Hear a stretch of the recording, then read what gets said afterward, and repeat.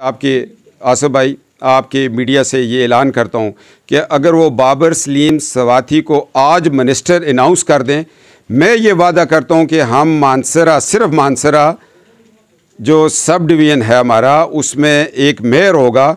हम पीटीआई के मुकाबले में अपने किसी को टिकट नहीं देंगे। देना। और रात को जरगुल खान के लिए इतना जेली वोट डाला कि इतना जेली वोट डाला, वो सारे वोट्स ख़त्म हो गए, फिर भी पूरे नहीं हुए सजाद साहब। वजी ज़मान के साथ मेरा एक दिली ताल्लुक़ भी है। फिर उनके घर में रहता रहा हूँ, खाता पीता रहा हूँ। उनकी अम्मी ने नाश्ता 2 बच्चों के लिए बाहर भेजती थी, तो वो बच्चों वाला एक ताल्लुक़ उसकी अम्मी ने पैदा किया हुआ है, वो तो मैं कभी नहीं तोड़ सकता। गरीब लोग ज़रूर हैं, हमें इग्नोर करते हैं, परवेज़ खटक साहब भी करते हैं, बाकी लोग भी करते हैं, मगर हम बदतमीज़ लोग नहीं हैं। आसिफ खान का सलाम। हमारे साथ इस वक्त कैप्टन सफ्तर साहब मौजूद हैं, तो बग़ैर किसी तमहीद के हम उनसे बात करते हैं। तो पहले तो आपको जुनैद सफ्तर की शादी मुबारक हो। तो पूरे पाकिस्तान की मीडिया ने आपसे दरख्वास्त की कोई गाना सुना है खुशी के मौके पर, आपने नहीं सुना, चलो कोई शेर ही आज सुना दें। बिस्मिल्लाहिर्रहमानिर्रहीम। आसिफ भाई, मैं आपका शुक्रिया अदा करता हूँ। गाने की काफ़ी लोगों ने फरमाइश की थी। जो काम ना आता हो तो उसमें कूदना नहीं चाहिए। मैं गा नहीं सकता था, सारी उम्र नारे ही लगाए हैं, तो अगर आप कहते तो नारा तो मैं लगा सकता हूँ। तो खुशी का मौका था, जिनकी आवाज़ अच्छी थी वो गाते भी हैं। तो अल्लाह करे जब नया इलेक्शन होगा तो मैं आपकी ख्वाहिश यहाँ उगी में पूरी कर दूँगा। उस वक्त तक मैं कोई 4-5 फ़िक्रे किसी गीत में डाल लूँगा। नहीं, कोई शेर ही सुना दे खुशी के मौके का। शेर तो मैं फिर आपको, ये खुशी का मौका तो जुनैद की शादी थी, मगर 14 ये जो हमारा इलेक्शन हुआ, मैं N 14 में बैठा हूँ। 2018 के बाद कौम पूरी अफसरदा है, कौम गम में है, और वो कौम तो यही गा रही है, ना इसको मंजिल नज़र आई है, ना मंजिल का निशान नज़र आया है, और कहते हैं कहाँ ला के छोड़ा है किसी ने। तो ये हालात हैं, और मैं क्या करूं, न मंजिल है न मंजिल का निशान है, कहाँ ला के छोड़ा है किसी ने हमें। तो ये हालात हैं। इस पे तो मैं एक दुख भरी बात करता हूं कि आज गुर्बत की वजह से गरीब ने गुर्बत का इलाज ढूंढ लिया है। मैं जब अपने जलसों में कहता हूँ, मैं कहता हूँ कौन कहता है महंगाई है, गरीब ने तो गुर्बत को रोक दिया है, गरीब के पास इलाज आ गया है, गरीब की गुर्बत ख़त्म हो गई है। लोग पूछते हैं वो क्या इलाज है, मैं कहा उन्होंने 2 वक्त के खाना छोड़ दिया है। दोपहर को खाते हैं, सुबह नाश्ता नहीं करते, दोपहर को खा लेते हैं और रात को नहीं खाते। यही गुर्बत के पास इलाज था कि अपना पेट काट लिया उन्होंने। जिस घर में 2 बल्ब थे उन्होंने कहा जी 1 जला लेते हैं।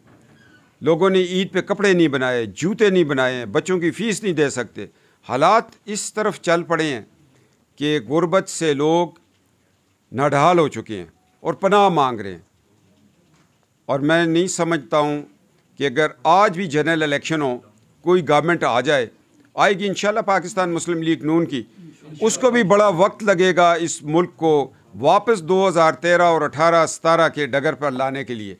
बड़ा मुश्किल सफ़र हो गया। सर, आपकी बात काट रहा हूँ, आप क्या समझते हैं जो मौजूदा सूरत हाल है, इसका हल आम इंतखाबात हैं, फ्रेश इलेक्शन, या मतलब आदम एतमाद है कि जी हुकूमत के ख़िलाफ़ आदम एतमाद हो जाए, यही हुकूमत कोई और आ जाए और केरी करे? देखें जी, आदम एतमाद तो इस हुकूमत पे 2018 को ही हो गया था। ये कोई वोट की ताकत से नहीं आई है, ये एक धांधली के नतीजे में गवर्नमेंट बननी थी और इसको बनाया गया था CPEC को रोकने के लिए। मुल्क के ख़िलाफ़ एक बहुत बड़ी साजिश थी, ये इलेक्शन चोरी हुआ। और मैं ये समझता हूँ कि इस वक्त general election free and fair election हो, तमाम क़यादत पाकिस्तान में हो। ये झूठे केसेस, ये नैब के केसेस, ये फ़लाने केसेस, इन पे एक बड़ा कमीशन बनना चाहिए और इसकी इंक्वायरी होनी चाहिए। ये JIT क्या थी, साकिब निसार क्या था, ये साकिब निसार के साथ एजाज़ अफजल क्या था, ये फ़लाँ क्या था। आज जिन लोगों ने हमारे इस मुल्क को कमज़ोर किया है, उन पे कौमी कमीशन बने, हक़ाइक़ सामने आए। आज एक जज जो कि माजी में GB में थे, उन्होंने कुछ चीज़ों का इंकशाफ किया, उस पर कमीशन बने। कमीशन बनेंगे तो बात आगे चलेगी। जनरल इलेक्शन उस वक्त तो फ्री फेयर इलेक्शन, मैं अगर जिस डब्बे में मैं वोट डाल के आया हूँ तो उस डब्बे से मेरा ही वोट निकलना चाहिए, दूसरे का नहीं निकलना चाहिए। और वो हुकूमत फिर उसको उसमें मुदाखलत ना हो, उसको 5 साल पूरे करने दी जाए। फिर रिज़ल्ट आएगा आपका। कौमी कमीशन की आपने बात की तो जावेद चौधरी ने कुछ दिन पहले आपको पता है तजिया मतलब कॉलम लिखा कि जी इस तरह की कोई बातें चल रही हैं कि जी नवाज शरीफ साहब जनवरी में आ रहे हैं और लेकिन कोई मुल्क गारंटर भी है और चीन ने कहा है कि नवाज शरीफ आते हैं तो हम 36 बिलियन डॉलर देते हैं, लेकिन वैसे इस हुकूमत को नहीं देते।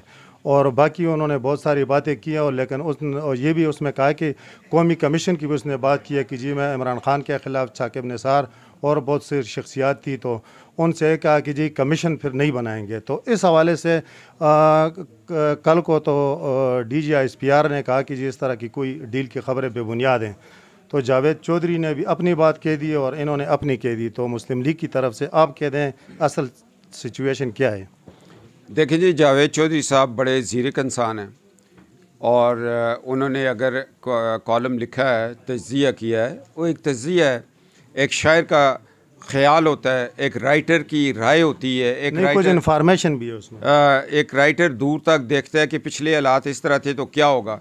अब तो लोग कहते हैं जी कि वो हालात आ गए हैं कि गुलाम इसहाक, जनरल काकड़, नवाज शरीफ साहब, सेनेट ये इस तरफ जाएगा। लोग तज्ज़िया करते हैं माजी को देख के। मैं ये समझ रहा हूँ इस वक्त कि नवाज शरीफ साहब वापस आएंगे, कौमी कमीशन बनेगा। और अगर इस पाकिस्तान की हिस्ट्री को देखा जाए, मैं जस्टिस मुनीर के फ़ैसलों पे बड़ा मुझे कोफ्त होती थी, फिर मैंने उसको बड़ा स्टडी किया, मैंने बड़ी किताबें पढ़ी।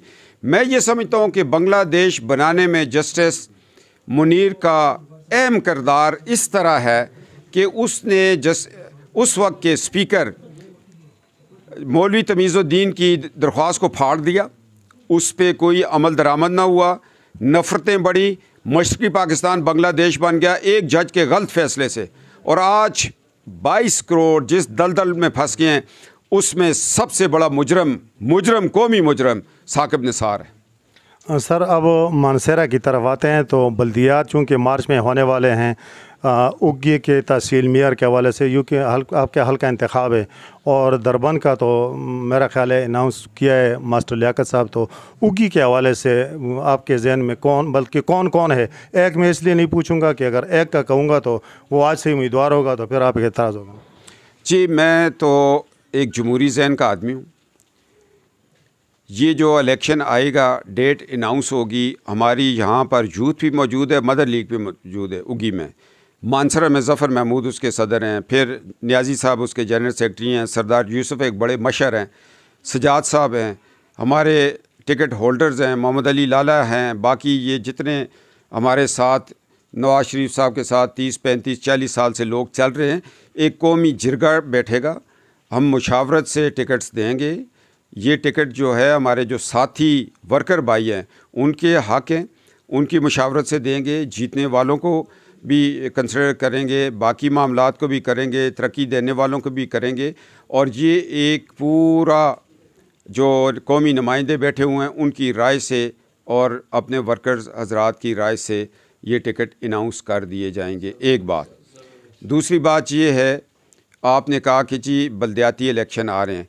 मैं बल्दियाती इलेक्शन की घंटियाँ बज रही हैं, मगर उससे पहले मुझे एक कौमी इलेक्शन नज़र आ रहा है। सर, मैं कहता हूँ आपके जहन में उगी के लिए 3-4 नाम इस तरह हैं कि आप चाहेंगे कि यार इनमें से अगर हों तो ज़्यादा मुनासिब है।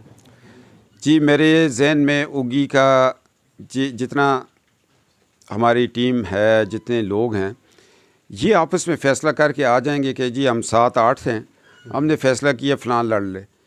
तो सरदार यूसुफ साहब और जब तक सदर और जनरल सेक्रेटरी नहीं होंगे, मैं अकेला फ़ैसला नहीं करूँगा और ना मैं किसी को हमायत करूँगा, ना मैं किसी को पीछे धकेलूँगा। आप लोगों ने टिकट की बात करनी है, आप लोगों ने वोट मांगने हैं, आप लोगों ने जिताना है। देखिए ना, कल जिताना तो खैर आपने है ना, सच तो ये है। जिताना अल्लाह ने जिताना है, हमारी क्या औकात है किसी को जिताने की। हम तो ख़ुद नायल हो गए थे 10 साल के लिए और रात को ज़रगुल खान के लिए इतना जेली वोट डाला कि इतना जेली वोट डाला, वो सारे वोट्स ख़त्म हो गए, फिर भी पूरे नहीं हुए सजाद साहब के मुकाबले में। बात ये, वरना सजाद साहब हार जाते, उनके पास कापियाँ ख़त्म हो गई थी। उन्होंने कहा उनके थोड़े आके कापियाँ पावा सजाद के ख़िलाफ़। बात ये, कल यहाँ पर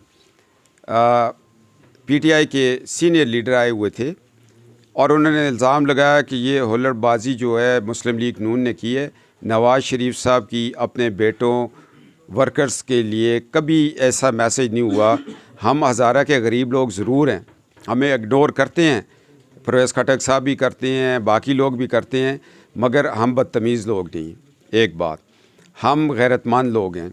हम मेहमानों को अपनी पलकों पे बिठाते हैं। वो हमारे मेहमान थे, मगर उनकी अपनी टीम ने हुल्लड़बाजी की है। वो नेक्स्ट टाइम आएंगे, हम उनको दावत पे बुलाएंगे, खटक साहब को भी और सबको बुलाएंगे, -1 मैन आज़म स्वाति के अलावा पूरी PTI को बुला के हम खाना भी खिलाएंगे और उनको कहेंगे कि ये जो कुछ हज़ारा में कल हुआ है ये आपके लोगों ने किया है। हम मेहमान नवाज़ हैं, हमें अदब एहतराम का पता है। मैं नौशहरा में इलेक्शन लड़ा, नौशहरा के लोगों ने बड़ी इज़्ज़त दी, हम उसी तरह की इज़्ज़त परवेज़ खटक साहब को भी देते। अगर हमें ये पता होता कि कल वो आ रहे हैं, हम उनको अपने घरों में बिठाते। हम इज़्ज़तदार लोग हैं, हम इज़्ज़त वालों की इज़्ज़त करना जानते हैं। उन्होंने कल मैंने सुना, किसी ने कहा कि उन्होंने कहा जी अगर मानसरा वाले हमें जिताएंगे तो हम मानसरा को इज़्ज़त देंगे और एक सूबाई सीट देंगे, मानसरा शहर को मिनिस्ट्री देंगे। मैं सरदार यूसुफ साहब से मशवरा नहीं किया। मैं आज आपके आसिफ भाई आपके मीडिया से ये ऐलान करता हूँ कि अगर वो बाबर सलीम स्वाति को आज मिनिस्टर अनाउंस कर दें, मैं ये वादा करता हूँ कि हम मानसरा, सिर्फ मानसरा जो सब डिवीज़न है हमारा, उसमें एक मेयर होगा। हम PTI के मुकाबले में अपने किसी को टिकट नहीं देंगे। दें ना मानसरा को इज़्ज़त, बाबर को अनाउंस करें, मिनिस्ट्री कल ही करें। और मैं ऐलान करता हूँ कि जी हम PTI के बंदे के ख़िलाफ़ अपना टिकट नहीं देंगे, इसलिए कि वो मानसरा को इज़्ज़त दें। हम तो अपने लिए इज़्ज़त चाहते हैं, वो ख्वाह बाबर सलीम की शक्ल में हो, सरदार ज़हूर की शक्ल में हो, किसी की भी हो। 3.5 साल तो आपने महरूम रखा डिस्ट्रिक्ट मानसरा में, आपने मिनिस्ट्री कोई नहीं दी, जबकि एक फेडरल मिनिस्टर तो है ना आज़म स्वाति साहब जी। वो फेडरल मिनिस्टर हैं। वो इसी तरह है कि जिस तरह आप पोल्ट्री फार्म का अंडा देसी मुर्गी के नीचे रख दें, या देसी मुर्गी का अंडा पोल्ट्री फार्म वाली सफ़ेद मुर्गी के नीचे रख दें, वो फेडरल मिनिस्टर होने का क्या फ़ायदा, जो कि इमरान खान के लिए मोटे सोल वाली चपली पेश करते हैं। जब मौलाना के साथ होते हैं तो उनको घुटने दबाते हैं, कभी शहद ले के जाते हैं, कभी तो फिर वो सेनेट में आ जाते हैं। वो अवामी आदमी नहीं है। अवामी लोग वो हैं, जिस तरह अली मोहम्मद लाला फालज की हालत में भी इलेक्शन जीत गया था, उसको भी रात को हरा दिया गया, क्योंकि नवाब के उधर बड़ी साजबाज थी, बड़े नवाब की, कि मेरे बेटे को जिता दो, खुदा के लिए मेरे ऊपर कफन डाल दो। ये क्या सियासी नारे होते हैं, मेरे ऊपर कफन डाल दो, मेरा आखिरी इलेक्शन है। हमने तो गरीब तनोली खड़ा किया था अली मोहम्मद लाला। सर आखिरी सवाल, कैप्टन सफ्तर और वजीर-उज़्ज़मान की जो सियासी रफ़ाकत है उसका क्या मुस्तकबिल है? जी वजी तो मेरा भाई है जी। मैं उनके घर इलेक्शन में कमो बेश कुछ भी नहीं है तो 1 महीना रहा हूँ। उस घर में नमक खाया। उन्होंने मुझे जिस बेडरूम में रखा था वो उनके वालिद का था। और मैं रात को एक दिन अज़हर भाई को कहा, यार इस कमरे में बड़ी रूहानियत है, हम रात को उठती हैं, अल्लाह रहमत दे। तो मैंने कहा यार ये मैं वजी से पूछूंगा ये क्या वजह है। तो उसने कहा ये वो कमरा है जिसमें रात को मेरा वालिद उठ के तहज्जुद पढ़ता था। उस घर के अंदर जब चारदीवारी के अंदर हम झांकते हैं तो एक बूढ़ी माँ बैठी हुई है, जो वजी के लिए भी माँ है और मेरे लिए भी माँ है। मैं उनके घर रहा, उन्होंने प्यार दिया। उसकी वालदा साहबा ख़ुद तशरीफ़ ले आई कि एक बेटा और भी इलेक्शन लड़ रहा है। हम सियासत को कोई हैसियत नहीं, कोई अहमियत नहीं देता मैं। ये ताल्लुक़, ये रिश्ते, ये मोहब्बतें मैं ले कर चलने वाला इंसान हूँ। तो वजी ज़मान के साथ मेरा एक दिली ताल्लुक़ भी है। फिर उनके घर में रहता रहा हूँ, खाता पीता रहा हूँ। उनकी अम्मी ने नाश्ता 2 बच्चों के लिए बाहर भेजती थी, तो वो बच्चों वाला एक ताल्लुक़ उसकी अम्मी ने पैदा किया हुआ है, वो तो मैं कभी नहीं तोड़ सकता। मैं वो बंदा हूँ जिसने सुई गैस के प्रोजेक्ट उसके हाथ में डाल दिए, मैंने बिजली के प्रोजेक्ट उनके हाथ में डाल दिया, मंचोरा, ये सारा कुछ लोगों ने उनको सियासी तौर पे नुकसान पहुँचाया। अगर वो हमारी बात पे चलते तो आज भी वो शायद सजाद साहब की जगह MNA होते या अली मोहम्मद लाले की जगह वो इलेक्शन लड़ते। मैं फिर भी उनके साथ, उनके मामू हैं फ़ारूक ख़ान साहब सेनेटर, उनका मियाँ साहब के साथ बड़ा ताल्लुक़ है और मियाँ साहब उसको अपना बेटा समझते थे, आज भी समझते हैं। बस वजी खान मेरी तरह ज़रा जज्बाती है, वो जज्बात में आ जाता है, फिर वो जब जज्बात में आ जाते हैं फिर हमें संभालना मुश्किल हो जाता है। तो आजकल हमें संभालना मुश्किल हुआ है। हम चाहेंगे कि शरीफ नफ्स इंसान अगरोड में वो भी आएँ, उनके बेटे सियासत में आएँ। अफलातून ने बड़ा अच्छा एक फ़िक्रा कहा था। उसने कहा शुरफा का सियासत से हट जाने का ये मकसद है कि वो मुआशरे के गंदे लोगों को आगे लेके आना। तो वजी को हर सूरत सियासत करनी चाहिए, जहाँ से भी करे, मगर मैं एहतराम, मोहब्बत और प्यार का और भाईचारे का रिश्ता तो नहीं छोड़ सकता। ख्वाह हम दोनों एक दूसरे के ख़िलाफ़ इलेक्शन भी लड़ें, तो मैं जब सुसल गली आके फ़ोन किया करूँगा कि वजी ज़मान अगर इजाज़त हो तो उगी आ जाऊँ, वो कह इजाज़त नहीं, मैं वहीं से वापस चला जाऊँगा। ताल्लुक़, रवायात, रिश्ते बहुत बड़ी चीज़ होती है। ये आर्जी इक़्तिदार हैं यार।